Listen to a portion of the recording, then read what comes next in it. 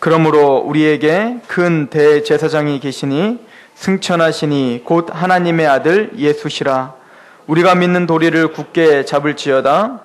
우리에게 있는 대제사장은 우리의 연약함을 동정하지 못하시리가 아니요 모든 일에 우리와 똑같이 시험을 받으신 이로되 죄는 없으시니라. 그러므로 우리는 국률하심을 받고 때를 따라 돕는 은혜를 얻기 위하여 은혜의 보좌 앞에 담대히 나아갈 것이니라. 아멘. 하나님 앞에 잠시 기도합니다. 아버지 하나님, 우리를 사랑하시되 죽기까지 사랑하신 그 예수님의 은혜와 그 사랑 앞에 감격하여 오늘 예배를 드리는 하나님의 귀한 권속들, 아버지여 이 시간 헛된 시간 되지 않도록 마음을 열어주시며 이 말씀이 말씀답게 인쳐지게 하여 주시옵소서. 특별히 아버지 하나님의 말씀을 전파하는 그 입술을 겸손케 하여 주셔서 온전히 주님께서 허락하신 말씀만 할 수 있도록 주장하여 주시옵소서. 이 시간 하나님 아버지 앞에 위탁하오며 예수 그리스도의 이름으로 감사하며 기도하옵나이다. 아멘.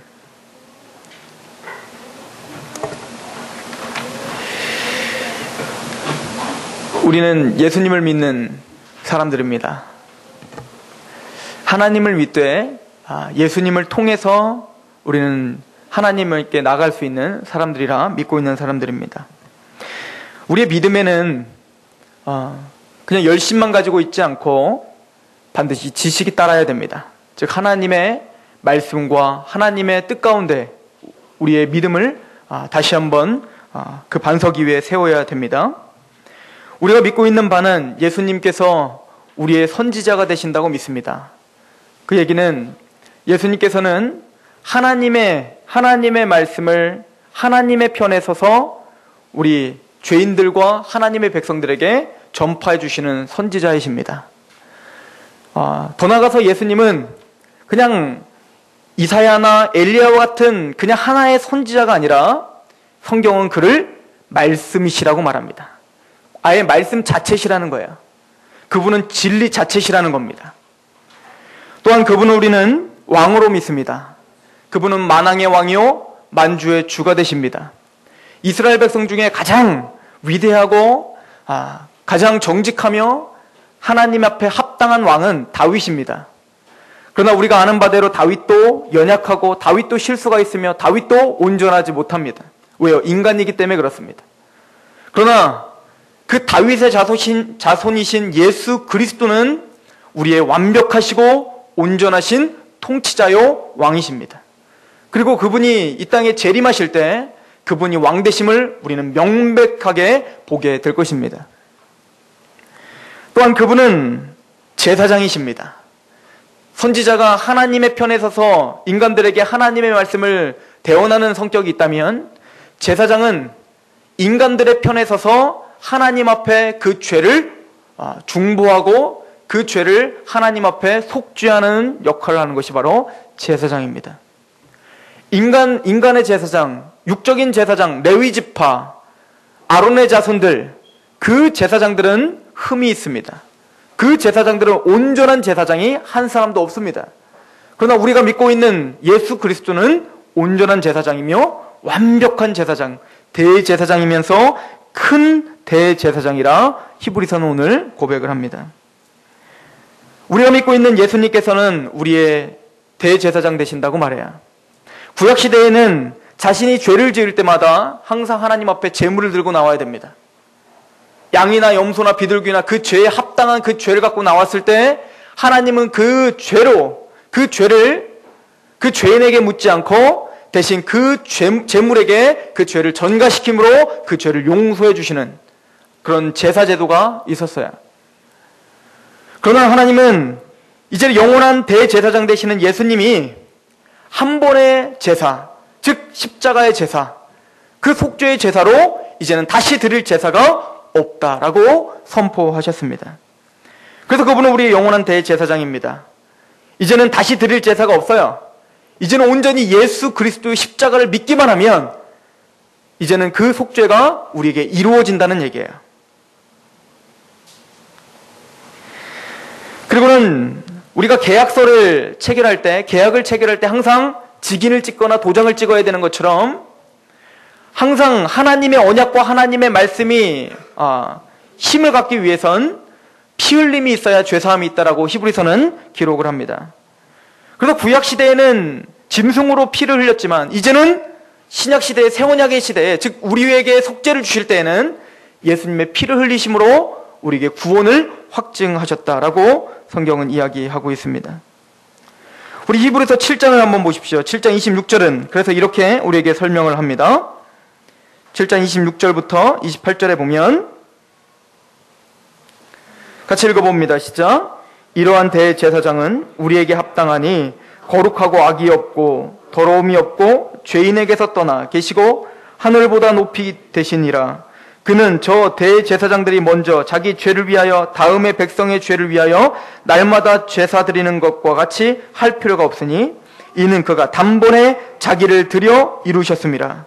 율법은 약점을 가진 사람들을 제사장으로 세웠거니와 율법 후에 하신 맹세의 말씀은 영원히 온전하게 되신 아들을 세우셨느니라. 하나님의 아들이신 예수님이 죽음으로 확정한 약속입니다. 그 약속 가운데 구원을 받은 저와 여러분들은 그래서 복이 있는 사람들이라 성경이 이야기를 하고 있는 거죠.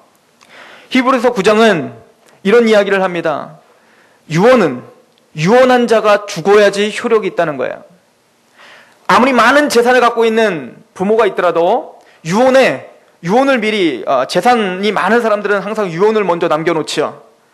내가 죽거든 어떤 사고로 어떤 질병으로 내가 어떻게 죽거든 이 모든 재산을 다 첫째 아들에게 얼마, 둘째 아들에게 얼마, 저기 있는 땅은 누구에게, 이 건물은 누구에게, 그 딸에게는 저 미국에 있는 어떤 땅을, 말만 해도 기분이 좋네요.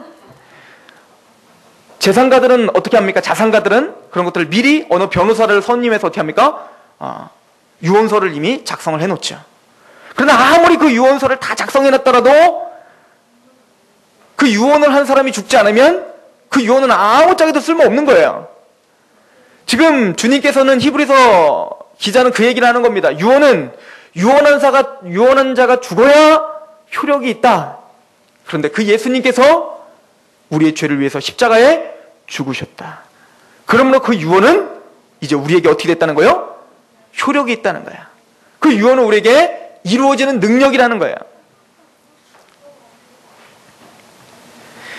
제가 너무 잘 알고 있는 한 분이 계세요.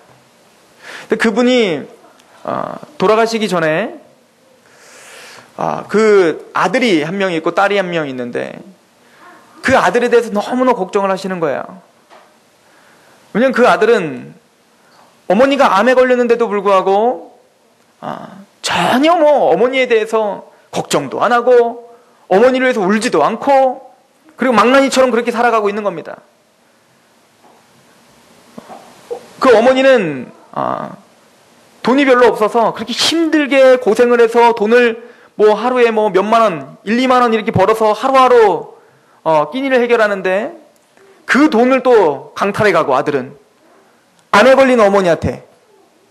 그런데도 그 아들 때문에 그렇게 걱정을 하시는 거예요. 그리고는 얼마 갖고 있었던 아마 통장이 있었나 보죠. 또 보험 들어놓은 게 있었나 보죠. 그걸 또 죽기 전에 다 아들한테 해놓는 거예요. 그러니 정말 그분이 마지막으로 유언을 하고 죽었어요. 이걸 다 가지고 그 아들에게 주기를 원한다. 그러다 그 아들에게 제발 너는 좀 사람답게 살아라. 그렇게 정신을 못 차리던 그 아들이 그 어머니가 돌아가신 이후에 후회를 하면서 돌이키면서 어머니를 향해서 자기가 효도를 하지 못했던 거에 대해서 그렇게 땅을 치며 후회를 해요. 그런데 중요한 건 그렇게 살아생전 바꾸지 않았던 그 삶의 태도가 조금씩 바뀌고 있더라고요. 유언은 그런 능력이 있는 겁니다. 자기를 사랑하는 부모가 남긴 그 유언은 살아생전은 그렇게 그 말씀을 어기더라도 그 말씀만큼은 반드시 지켜야 될 그 책임감이 있고 그만큼 유언은 능력이 있는 거예요. 마찬가지로 우리에게 전해진 이 복음은 예수 그리스도를 믿기만 하면 영생을 얻었고 심판에 이르지 않고 사망에서 생명을 옮겼다는 이 구원의 복음은 예수 그리스도의 죽음으로 맞바꾼 유언이에요.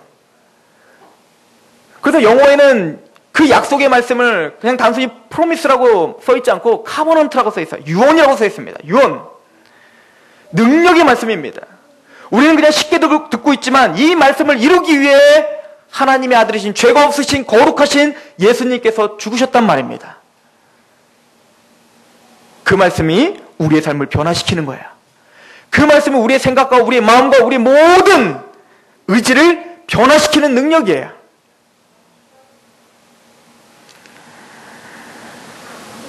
그리고는 예수님께서는 히브리서 5장 7절에 보면 그는 육체에 계실 때에 자기를 죽음에서 능히 구원하실 이에게 심한 통곡과 눈물로 간구와 소원을 올렸다라고 써 있어요.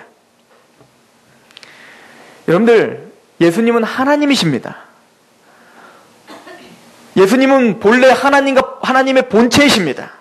하나님과 근데 동등됨을 취할 것으로 여기지 아니하시고 자기를 비워 잠깐 종의 형체를 띠고 우리와 똑같은 육체의 몸을 입고 오신 하나님이십니다. 그분은 울을 이유가 없어요. 그분은 통곡할 이유가 없어요. 그분은 상처받을 이유가 없다고요. 그분은 자기의 목숨을 내어줄 그런 전혀 이유가 없어요. 왜요? 그분은 하나님이시니까요. 영광만 받으시면 됩니다. 그분은 통치만 하시면 됩니다. 그분은 마음에 들지 않은 화를 내시고 그냥 지옥불에 던지시면 되는 능력 있는 하나님이십니다. 그런데 그분이 기어이 육체의 몸을 입고 우리와 똑같은 모습으로 오셔서 심한 통곡 가운데 심한 상처를 받으시며 하나님 앞에 그 소원을 올려드릴 수밖에 없는 그 자리로 스스로가 겸비하셨다는 거예요. 그 이유는 오직 하나입니다. 저와 여러분들을 위해서요. 저와 여러분들을 위해서 자기의 몸을 비우셨다는 거예요. 불교에 있는 사람들은 부처님에 대해서 감격합니다. 왜 감격할까요? 그 붓다의 그 일생을 보며 감격을 하는 거예요. 한 나라의 왕자였고 부귀영화를 누릴 수 있는 한 나라의 왕자였는데 그 모든 백성들을 보니 못 먹고 못 살고 질병 가운데 힘들어해서 죽어가는 걸 보며 자기가 호의호식하는 그 자체가 너무너무 미안하고 민망한 겁니다. 자기 백성들은 그렇게 굶주리고 있는데 자기는 이것도 모르고 호의호식하며 살고 있더라는 거예요. 도대체 이 사람들의 질병과 이 사람들의 고난과 이 사람들의 고통을 어떻게 이길 수 있을까? 나도 그 고통에 참여하며 거기에서부터 한번 그 고통을 이겨내는 방법과 그 원리를 좀 깨달아서 그들에게 좀 알려줘야겠다. 그리고는 그 편안하게 살 수 있었던 그 왕자의 직분을 버리고 어떻게 했다는 거예요? 아무것도 들고 있지 않는 그런 빈손으로 자기를 스스로 겸비했다는 거 아닙니까? 아니요. 예수님은 하나님이셨다니까요. 그게 감격스럽습니까? 아니요. 예수님은 하나님이셨다니까요. 천지를 창조하신 하나님이 우리의 죽음과 우리의 고통과 우리 신음을 들으시고 자기의 몸을 벌레만도 못한 지렁이만도 못한 만물보다 심히 부패한 우리를 위해서 우리의 몸을 입고 이 땅에 오셔서 심한 통곡으로 우리의 고통에 참여하셨다니까요. 그게 기독교입니다. 이것을 잃어버리고 이것을 망각하고는 능력이 없습니다. 이것을 망각하고는 기독교는 기독교가 아닙니다. 우리가 왜 여호와 증인을 이단으로 합니까? 여러 가지가 있지만 그 중에 가장 대표적인 건 그 예수님을 하나님으로 믿지 않는다는 거예요. 하나의 피조물로 여긴다는 거예요. 천사 중에 가장 높은 천사라고 믿는 거예요. 아니요. 그분은 하나님이십니다. 오늘 본문을 보십시오. 히브리서 4장 15절엔 이렇게 이야기를 합니다. 우리에게 있는 대제사장은 우리의 연약함을 동정하지 못하시리가 아니요 모든 일에 우리와 똑같이 시험을 받으신 이로되 죄는 없으시니라. 예수님이 우리의 구원자 되시고 우리의 능력이 되신다는 것이 우리의 감격이 되는 이유는 예수님은 오늘 말씀에 연약함을 동정하지 못하시리가 아니요 라고 말을 하고 있어요. 그러나 이 말씀은 새롭게 번역이 됐지만 좀 너무 약합니다. 개역 성경이 훨씬 나아요. 개역 성경에는 뭐라고 하죠? 체휼하지 못하시리가 아니요. 체휼이 뭡니까? 체휼은 뭔가 아픈 사람이 있으면 그 아픔을 똑같이 느끼는 고통으로 자기를 낮추는 거예요. 그리고 똑같은 아픔을 느끼는 겁니다. 그리고는 같이 그 옆에서 동정하고 있는 거예요. 같이 공감하는 것, 이게 채울이에요.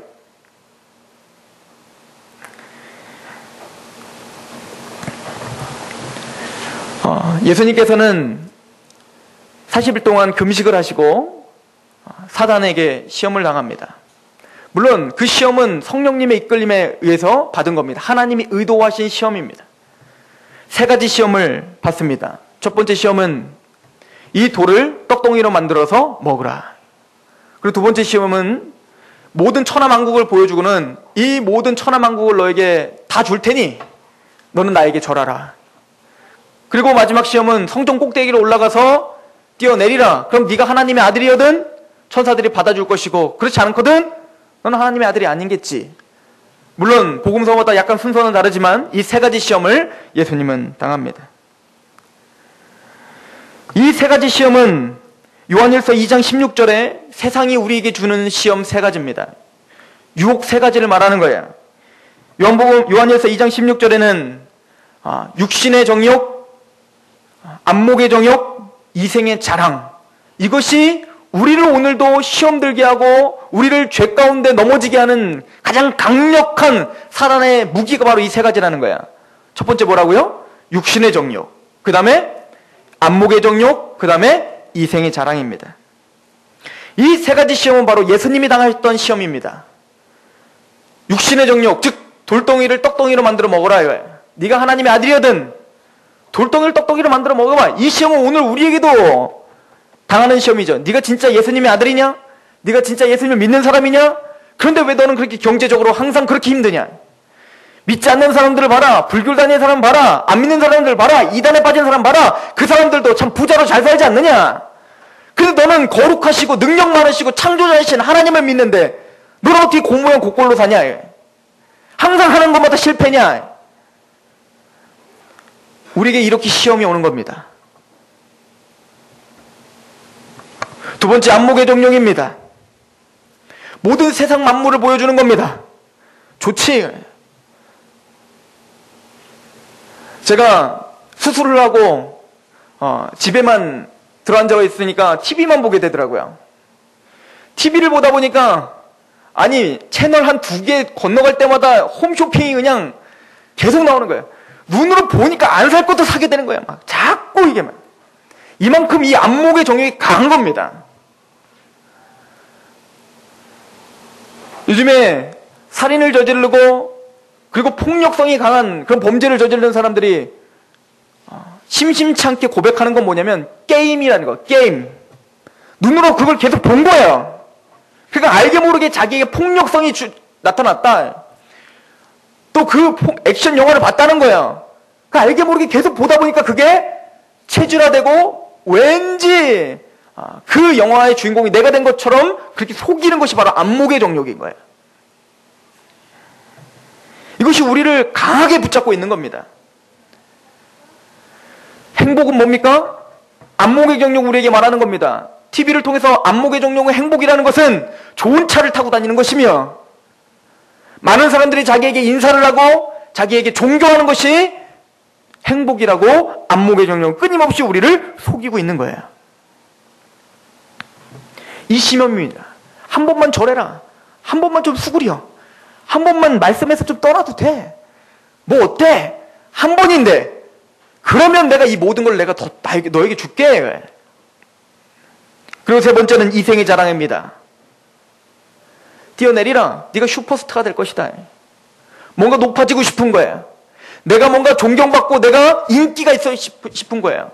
내가 주목받고 싶은 겁니다. 그러니까 돈이 생기면 자꾸 뭔가 정치를 하려고 하는 거 아닙니까? 그런데 이 세 가지 시험이 바로 예수님께서 당하셨던 시험입니다. 우리가 일평생 당해야 될 그 시험인데 이 시험을 주님께서 40일 금식 후에 당하신 시험이에요. 그때 예수님께서 다 말씀으로 승리하시고 계십니다. 돌덩이를 떡덩이로 만들어 먹어라 라고 할 때 뭐라고 합니까? 떡으로만 사는 것이 아니요 살아계신 하나님의 말씀으로 산다. 그 말씀으로 승리하십니다. 안목의 정욕, 이 모든 것을 보여주고는 나에게 절하라 할 때 뭐라고 합니까? 오직 주 하나님께만 절하라고 했다. 또한 이곳에 뛰어내리라. 이생의 자랑. 예수님은 뭐라고 말씀하십니까? 그 신명기의 말씀을 들어서 주 여호와 너희 여호와를 시험하지 말라. 예수님께서 이 시험들 이기는데 사용하셨던 말씀은 다 신명기입니다. 지금 무슨 얘기냐면 이 안목의 정욕, 육신의 정욕, 이생의 자랑은 모두가 다 이스라엘 백성들이 광야에서 40년 동안 지낼 때 하나님께서 시험하셨던 내용들이라는 거예요. 이스라엘 백성들은 어떻게 했죠? 이 시험에서 실패했죠. 원망했죠. 불평했죠. 하나님을 대적했죠. 구원자이신 그 하나님 앞에 차라리 이집트에 사는 것이 훨씬 낫습니다라고 그럼 말도 안 되는 말로 말도 안 되는 주장으로 하나님을 대적했죠. 그리고 더 나아가서 이 세 가지 시험은 인류의 대표자인 아담이 시험을 받았던 내용이에요. 육신의 정욕, 선악과를 사단은 보여줍니다. 그리고는 보암직도 하게 합니다. 즉 뭡니까? 안목의 정욕입니다. 보암직도 합니다. 또한 육신의 정욕입니다. 먹음직도 합니다. 또한 이생의 자랑입니다. 네가 하나님과 같이 되리라. 아담은 이 시험에서 어떻게 했습니까? 철저하게 실패했죠. 우리는 어떻습니까? 우리 일주일 동안 삶을 어떻습니까? 아니요, 오늘 하루에 잠깐 집에서 여기까지 오는 동안에는 또 어떻습니까? 우리가 끊임없이 실패하는 것 중에 하나 아닙니까? 오늘도 우리는 육신의 정욕 때문에 하나님을 원망하고 불평할 때 얼마나 많고 이생의 자랑 때문에 하나님을 얼마나 많이 배반을 합니까? 얼마나 보여지는 것 때문에 신앙을 잃어버리고 끊임없이 그 보여지는 그 화려한 것을 쫓으려고 우리가 발버둥을 치며 하나님의 거룩함을 우리는 잃어버리고 삽니까? 우리도 여전히 실패하고 있다는 거예요. 오직 누구만 성공하셨다는 거예요? 예수님은 근데 승리하셨다는 겁니다. 그 예수님은 승리하셨다는 거예요. 예수님은 우리를 구원하시되 팔짱을 끼고 내가 너를 구원해 줄게 이렇게 이야기하고 있는 그런 하나님이 아니라는 거예요. 그분은 우리에게 말할 수 없는 심한 통곡과 그 심한 상처를 끌어안고 우리를 위해서 간구하시며 그리고 우리의 모습으로 그대로 오셔서 우리가 죽어야 될 그 십자가를 대신 지신 분입니다. 더 나아가서 이 모든 시험들을 우리와 똑같이 시험은 받으시되 우리는 죄를 졌지만 그분은 죄가 없으시다 라고 성경은 이야기하고 있어요. 그리고 오늘 말씀의 핵심입니다. 우리 16절 같이 한번 읽어볼까요? 시작. 그러므로 우리는 국률하심을 받고 때를 따라 돕는 은혜를 얻기 위하여 은혜의 보좌 앞에 담대히 나아갈 것이니라.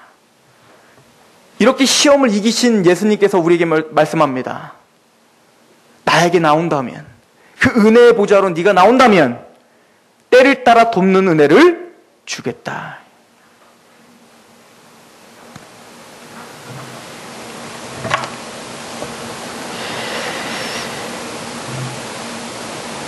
우리가 시험을 받을 때 주님께서는 야, 그것도 못 이기냐? 야, 돈 없는 게 그렇게 힘드냐? 회개해. 돈 없는 사람만 회개하란 말이야.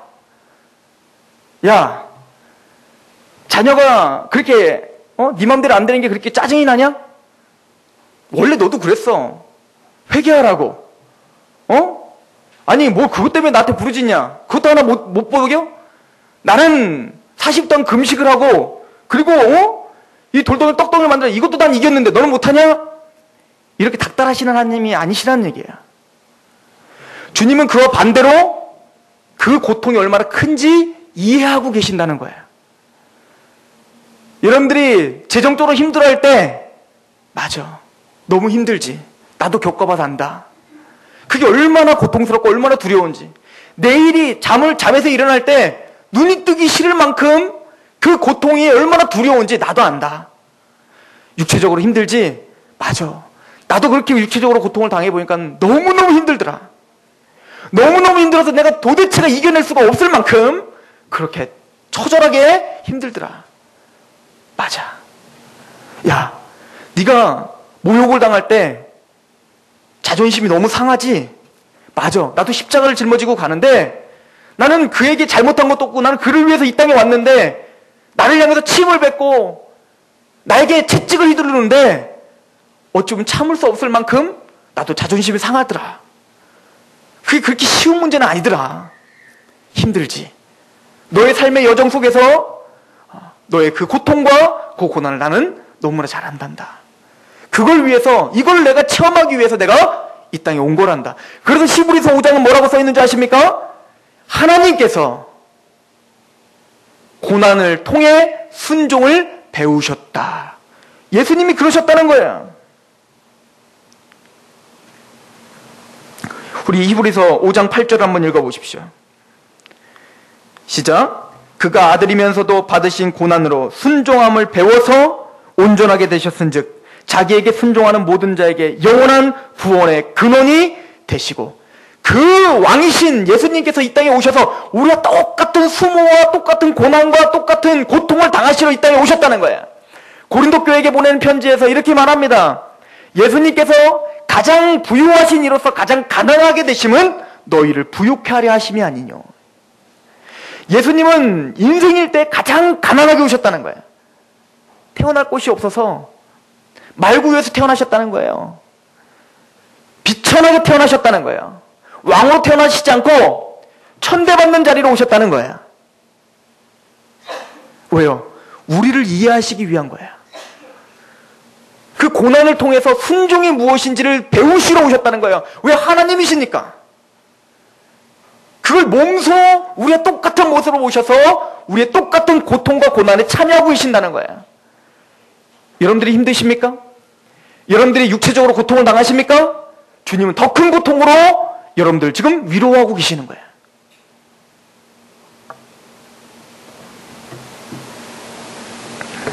백날 건강한 사람이 아파서 쓰러져 있는 사람 보고 괜찮죠? 힘내세요. 기도하면 낫습니다. 이거보다는 맞아요. 내가 몇 년 전에 똑같은 것 때문에 고생을 했어. 너무 힘들지? 그래, 나도 알아. 얼마나 힘들겠어. 근데 좀만 힘내. 좀 있으니까 회복되더라. 그럴 때 위로가 되는 거 아닙니까? 주님은 그렇게 우리를 위로하시기 위해, 도우시기 위해 이 땅에 스스로 자기를 비워서 순종을 배우셨다는 겁니다. 제가 고등학교 때, 그때는 한참 농구를 많이 하지 않습니까? 농구를 막 하는데 이제는 팀을 짜가지고 다른 반이랑 이제 농구를 합니다. 거기서 이기면 또 이제 다른 학교랑 또 농구를 하지 않습니까? 근데 이제 우리 학교 애들은 다 알아요. 실력이 어느 정도인지 다 아는데 다른 학교랑 붙으면 얘네들이 실력이 어쩐지. 근데 보통 보면 우리보다 더 험악하게 생겼단 말이에요. 다른 학교 애들이. 더 키도 크고. 그러니까 겁이 나는 겁니다. 그런데 그때 우리 학교에서 정말 농구를 잘하는 애가 있어요. 너무너무 잘하는데 이 친구는 왜 프로로 안 나갈까? 키도 190에 가까워요. 근데 그 친구가 우리 팀을 딱 짜고 이렇게 말을 합니다. 야, 쟤네들 내가 한번 붙어봤어. 근데 별거 아니더라고. 그러니까 내가 하라는 대로 하면 하는데 쟤는 뭐가 약하고 쟤는 뭐가 약하니까 내가 하라는 대로 하면 우리 이길 수 있어. 그러니까 우리는 시합에 들어가기도 전에 얼마나 위안이 되고 얼마나 평안하고 얼마나 힘이 되는지요. 왜요? 그들과 붙어봤는데 별거 아니래잖아요. 그들과 붙어봤는데 걔네들의 전략을 다 안 되잖아요. 게다가 얘는 우리 한 3명의 몫을 할 수 있을 만큼 실력이 있거든요. 그러니까 얘랑 같이 있으니 어때요? 든든한 거 아닙니까? 그게 바로 주님이에요. 주님이 이미 붙어봤다는 거예요. 사단과 이미 붙어봤어요. 사단의 시험을 붙어봤어요. 그래서 우리가 당했던 것보다 훨씬 더 큰 고통과 고난에 처해 보셨다고요. 그리고는 주님은 어때요? 실력이 있으십니다. 그리고 능히 이기셨어요. 그리고는 오늘 우리에게 뭐라고 합니까? 나에게 와. 그럼 내가 승리의 비결을 알려줄게. 그리고 내가 너와 함께 해줄게. 그것이 우리에게 평안과 기쁨과 담대함이 되셔야 된다는 얘기입니다. 요한일서 5장 4절에서 5절은 이렇게 말합니다. 무릇 하나님께로부터 난 자마다 세상을 이기느니라. 세상을 이기는 승리는 이것이니 우리의 믿음이라. 예수께서 하나님의 아들 되심을 믿는 자가 아니면 세상을 이기는 자가 누구겠느냐. 우리를 유혹하는 이 세상을 이기는 게 예수 그리스도를 믿는 그 믿음으로 이기는데 예수님을 믿는 자가 이기지 못하면 도대체 누가 이길 수 있겠느냐라고 말하는 거야. 요한계시록 17장 14절은 이렇게 말합니다. 그들이 어린 양과 더불어 싸우려니와 어린 양은 만주의 주시오 만왕의 왕이심으로 그들을 이기실 터이요 또 그와 함께 있는 자들 곧 부르심을 받고 택하심을 받은 진실한 자들도 이기느니라. 예수님은 우리를 체휼하지 못하시는 분이 아닙니다. 우리의 형편과 모든 상황들을 잘 아시는 분입니다. 그 죄가 얼마나 힘들고 그 시험이 강한지를 아시는 분입니다. 돕는 은혜에 그 보좌 앞으로 나가시길 바랍니다. 그럴 때 주님이 여러분들에게 믿음을 주실 것이고 그 믿음으로 능히 그 세상을 이길 수 있는 힘을 주실 줄로 믿습니다. 오늘 말씀을 다시 한번 읽어봅니다. 히브리서 4장 우리 14절부터 우리 16절까지 같이 한번 읽어봅니다. 시작. 그러므로 우리에게 큰 대제사장이 계시니 승천하시니 곧 하나님의 아들 예수시라. 우리가 믿는 도리를 굳게 잡을지어다. 우리에게 믿는 대제사장은 우리의 연약함을 동정하지 못하시리가 아니요 모든 일에 우리와 똑같이 시험을 받으신 이로되 죄는 없으시니라. 그러므로 우리는 국률하심을 받고 때를 따라 돕는 은혜를 얻기 위하여 은혜의 보좌 앞에 담대히 나아갈 것이니라. 예수님께서 겟세마네 동산에서 기도하실 때 제자들은 육신이 연약해서 다 졸니다. 기도하라고 했는데도 그렇게 육신이 연약해서 기도하지 못해요. 그때 주님께서는 어떻게 합니까? 책망하시지 않아요. 한치도 나가 깨어있지 않느냐라고 말씀하시지만 그렇게 호되게 야단치지는 않습니다. 왜냐하면 예수님이 죽은 이후에 십자가에서 부활하신 후에 그리고 성령을 보내주셔서 그들은 깨어서 기도하며 하나님께 나갈 수 있는 힘이 생기게 되기 때문에 그렇습니다. 주님의 보좌 앞으로 나갈 때 성령님을 우리에게 부어주셔서 믿음을 강하게 하십니다. 기도하겠습니다. 아버지 하나님 너무나 감사합니다. 주님의 십자가를 붙듭니다. 그 복음을 붙듭니다. 우리가 연약함을 알고 주님 앞에 나가오니 우리의 삶을 주장하여 주시옵소서. 때로는 우리가 그 유혹과 시험에서 쓰러질 때에도 주님은 우리의 마음을 잘 아시고 우리 형편을 잘 아셔서 우리를 위해서 지금도 간구하시는 우리의 대제사장 되심을 믿습니다. 아버지여 우리를 일으켜 주시며 우리를 승리케 하실 하나님을 찬양하며 우리에게 믿음을 더하여 주시옵소서. 예수 그리스도의 이름으로 감사하며 기도하옵나이다.